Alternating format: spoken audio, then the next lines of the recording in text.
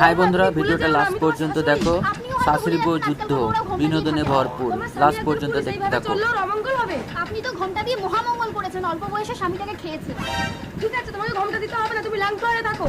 কি এত বড় কথা? দাঁড়ান, আপনার ছেলেকে ডাকছি। আজ এ বাড়িতে হয় আপনি থাকবেন, নয় আমি থাকবো। এবারে মহাবিপদে পড়লো। আজকে র্যালিতে কিন্তু ফুল ফোর্স তোমাকে মেনটেন করতে হবে।